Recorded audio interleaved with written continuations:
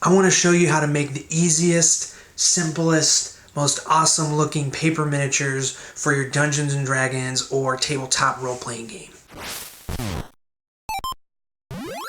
One of my absolute favorite things to do as a dungeon master is to plop down a new miniature on the table and have the players freak out about it. They all grab it and look at it, and they instantly start to think, how are we going to defeat this monster, or what kind of abilities is it going to use against us? And it's this awesome visual storytelling moment that really sets the scene for the encounter that is about to happen. And the fun thing is, I don't have to say a word. The visuals of the miniature do all the work. I just have to put it down on the table. So plastic and metal miniatures are awesome, but they're also really expensive, and finding just the right thing can be tricky. Also, if you want to paint your miniatures, you can end up spending a ton of money, or you're going to be spending all of your time painting the miniatures instead of creating stories and playing the game. So if you're a new dungeon master and you're looking to start a collection of miniatures, paper minis could be a great way to go. When you put them all out on the table, they look awesome and they can be really cohesive visually. They're inexpensive, they're super easy and quick to put together, and if something ever happens to them, you just print more out and you're ready to go. Alright, so the idea of this video is to show you how to create the simplest and easiest to assemble paper miniatures. That means they're easy to cut out, they're easy to fold, they're easy to glue together, and you don't have to buy any extra stands or pieces to assemble them. I want you to be able to put these suckers together super quickly so you can jump right into playing a visually awesome game right away. You'll be printing out a sheet of cardstock with your miniatures laid out on it. Cutting them out is super simple, just straight lines, no crazy outline cutting or anything like that. Then you just fold them up, slap some glue on the back, stick them all together, and you're ready to go. Okay, now that you know what we're making here, there's just a few supplies you're gonna need to get it all done. You're gonna need a computer with some sort of imaging software. I use Photoshop. You'll wanna get some thick cardstock paper, thicker than normal printer paper. It'll keep your minis sturdy and strong, and I guess you're gonna need a printer as well. To cut out the miniatures, you're gonna need some scissors, but I actually prefer to use an X-Acto knife. Just be careful, they're sharp. The last thing you're going to need is some glue to glue your minis together. Well, you're not gluing them all together. Anyway, glue stick will work great for that, but really rubber cement is best, even though it smells really bad. Alright, now it's time to start making stuff. Specifically the template you're going to use to construct all your miniatures. Here we are in Photoshop. You can use whatever sort of image software you want as long as you can draw some rectangles in it. Illustrator will work. GIMP, the free kind of version of Photoshop, will work. Just sort of use these methods that I'm showing you and apply them in whatever program you use, and it's all super easy basic stuff, so it should work out just fine. Alright, the first thing is we know we're printing out our template on 8.5 by 11 cardstock. So we're going to make a document that is 8.5 by 11 inches. The only other thing we really need to worry about when making a new document is the resolution. So for these miniatures, pretty small, so bumping up the resolution can't really hurt. I'm gonna go 300 resolution. I would say that's the minimum. If you want to bump it up to 600, can't hurt. All right, and we're gonna create. We got our new document. So this is what we're building in Photoshop. It's a little blown out, so let me show you on the computer here. We're just gonna make the outside line blue. So that's what you cut out into this, right? These lines are where your miniature is actually gonna fold. And what that's going to create is if we draw it kind of in 3D here. So you're going to fold this thing up, stick it all together, and get the miniature, right? Okay, let's delete this. First thing is you want to turn on your grid. So you're going to go up to View, Show, Grid. And the other thing you want to make sure you have turned on is View, Snap to Grid. Over here, I'm going to go ahead and make a new layer. So we're going to do all of our drawing on this separate layer. We're going to call this template. And then I'm going to select, so for our example a second ago I was using really dark saturated colors. When actually building the template you want to use super light colors, like just enough that when you print it out it shows up and you can see it to have a guide to cut. So I'm going to select a really nice light blue, like almost white blue. I'm going to use the brush tool. Let's take this down to maybe 5 pixels. You want your template to like barely show up when you print it out, right? We want this miniature to be a standard like 1-inch miniature, so like 1 inch or it's like 25 to 30 millimeter miniature. And so this 1-inch grid like works perfectly for us. So we can just draw. Okay, you can't see this at all. So we're gonna go back to black and white, and then I'll change it in the end to the light blue. So think of this part as the 1-inch base of the miniature. Now we're gonna draw 1/2 of the base. So it's the same width, but it's just 1/2 inch of the base. All right, so this next part, I know the miniature is gonna be 1 inch at its base, but I actually want it to be 1.5 inches tall. We're just going to make the next bit an 1.5 inches tall. Alright, this is the front side. Now we need a back side, so it's still going to be 1 inch wide by 1.5 inches tall.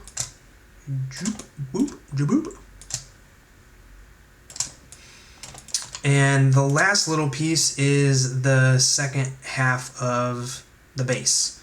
So we're just gonna finish it by doing another 1/2 inch area section. Okay, really quickly, I'm just gonna turn off the grid. We're gonna turn off snap to the grid, and we're gonna make the template this really light blue. Okay, so hopefully you can still see that well enough. Okay, now that we have a template, it's time to start throwing in some monsters into this dude. Alright, so I got my little skeleton dude pulled up. I'm just going to select all and then copy him over. And then we're going to come back into our template file and do edit, paste. 2 quick things here. So I'm an illustrator, and that means of course I want to draw all my miniatures for my games, but I understand that that's not something everybody's looking to do. But if you need a big collection of miniatures ready to go, I've got you covered. I just released this collection of miniatures on the DMs Guild. There's a link down in the description. It's called Starter Minis. I'm super proud of it. It's 50 unique miniatures. There's heroes, there's goblins, there's ghouls, zombies, owlbears, bugbears, tons and tons of monsters and creatures. It's made for the official D&D starter set, the Lost Mines of Phandelver campaign. But if you're just looking for a bunch of monsters and creatures, it's a great place to start to build your paper miniature collection with a ton of stuff right away. Alright, second point. If you're not going to get the starter minis and you're not going to draw your own, and instead you're just going to Google to search for the monster or whatever you're going to use for your miniature, there are a few rules that you have to keep in mind. If you're taking another artist's illustration, never make copies that go beyond your home game. You are absolutely not allowed to make copies for other people to use. Obviously, you can't sell them or make any profit from somebody else's artwork. You know, the artist works really hard on that artwork and it belongs to them. I would also say find a way to support the artist, especially if you're using a bunch of their stuff for your minis. You're getting a lot of fun and enjoyment out of their artwork, and they deserve some compensation in some way. Alright. Okay, now you can see that he's made a new layer, so this is important. We need to make sure that our template and our little dude are on separate layers at all times. We can also see that he is a little too big, so we're just going to hit Control T or Command T on Mac and shrink this dude down. Shrink him down so he fits nice and evenly inside this template. Okay, So this is actually the back part of the monster. You use the selection tool up here and hold down Alt and then click and drag. Now if you hold down Alt and Shift, you can click and drag and he'll stay centered, right? We're going to do that, and then we're going to hit Control T again and just rotate this little dude, and you can hold Shift down for this as well and he'll lock into place. And now he's flipped over. So this way, this fold right here is gonna make it so our skeleton dude is right side up the whole time. Okay, so some people like to flip the miniature horizontally so they kind of line up. You can go Edit, Transform, and then Flip, and they're now mirrored, I guess. So I also really like to put a little indicator of which way is facing front. Just like a little triangle doodad to show that like this is the front. If you want to write that this is a skeleton on the bottom of the miniature, that works too. Okay, so right now our two skeletons are on two separate layers, so I'm just gonna select both of these layers by holding down Control or Command on Mac, selecting them both, right click, and then go Merge Layers. So now we have skeleton layer and the template layer. Okay, so we have one skeleton ready to go, which is cool. We could just print this out, but really we want an army of skeletons. All right, so let's turn the grid back on. We're gonna go View, Show, Grid, and then we're also gonna go View, Snap to Grid.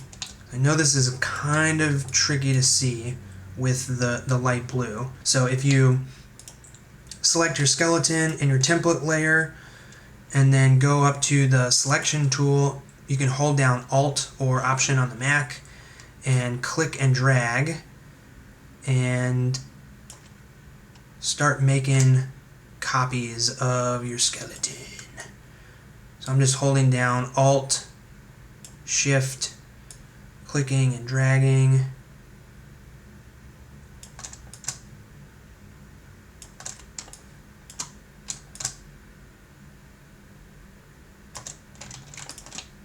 And now we have a bunch of skeletons that are ready to print. Welcome to my closet. This is where I keep my printer. It's nothing special, just an HP OfficeJet Pro. The main thing is you want to use cardstock, and you want to use the best printer settings you can to make sure your little tiny miniature details come out looking good. Also, if you have a bunch of miniatures to print out, you can take them to an office supply store or a copy place and have them print them on their nice printers. Main thing is you just want the quality to be looking good. Alright, now that we have our minis printed out, well, actually, I'm just using a sheet from the Starter Minis set. It's got our skeletons on it, a flame skull, wraith, a bunch of ghouls, and the big bad guy of the adventure. It's time for the fun part. We're going to cut these little dudes out with the X-Acto knife. Got my cutting mat here, and then fold them up and glue them all together with the rubber cement. If you're a young person, make sure you have an adult helping you use these tools. X-Acto knives are really sharp and pretty dangerous, and rubber cement is nasty smelling stuff. If this method is a little too intimidating, regular scissors will work just fine, and same with a simple glue stick. Okay, first step, we're going to take our X-Acto knife. I'm not using a ruler or anything like that. I'm just going to cut straight along the blue lines here.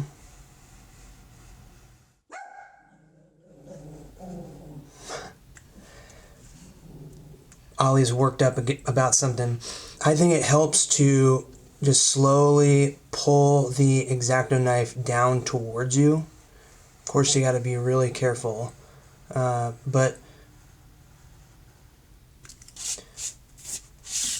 that's the easiest way to keep the lines really straight.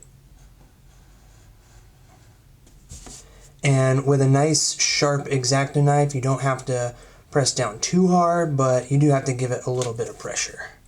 Alright, and there we go. Skeleton, oh yeah. Okay, step 2. This is a little secret.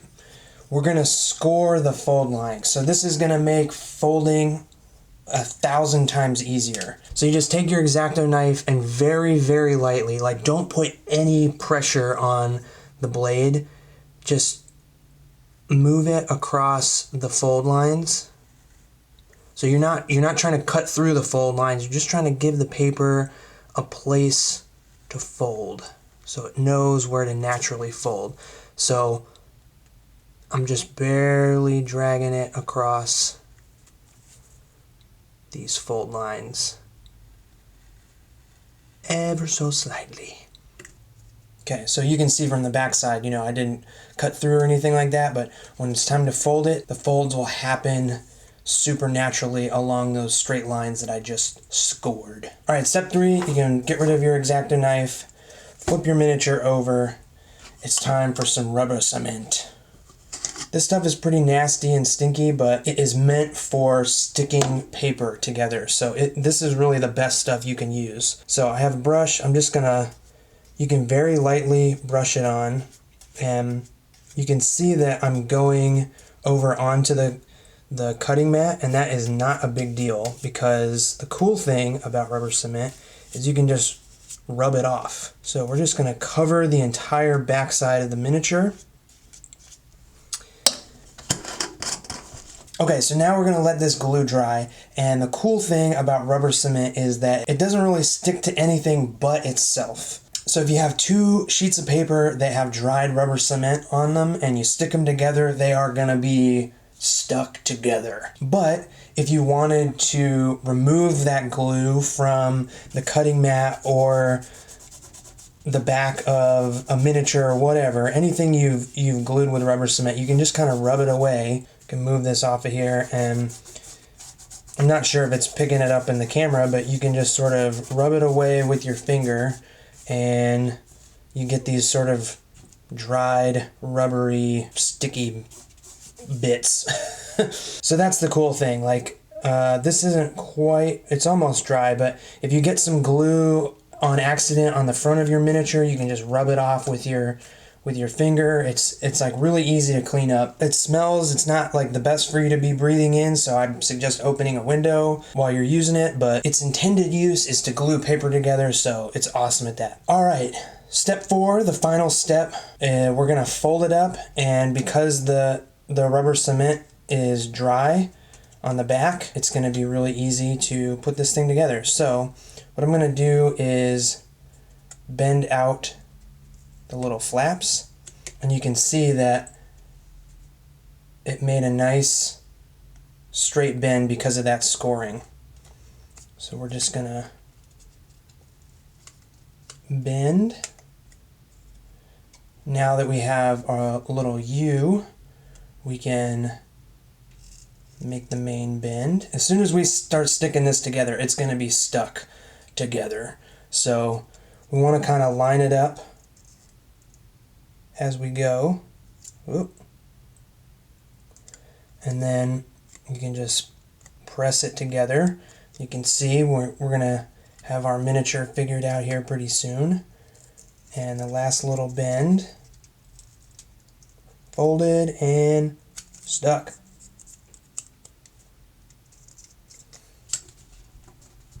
Alright, I like to just kind of get it all pressed together and wipe off any of the extra glue that might have gotten on the front of the miniature. And there you go, yeah! So once you get going, you can cut and assemble a lot of these really, really quickly. So yeah, just repeat these 4 steps now until... If you have any questions about any of the process stuff in this, leave a comment for me down below and I'll be sure to answer. Please check out the starter minis. The link is in the description below. I put a ton of work into them and I'm really, really proud of how they turned out. And I think it's a great way to start a huge collection of bright, fun, colorful D&D miniatures. Thank you so much for watching. I hope all of this was helpful, and I hope you have a ton of fun creating a bunch of miniatures for your game. Yes!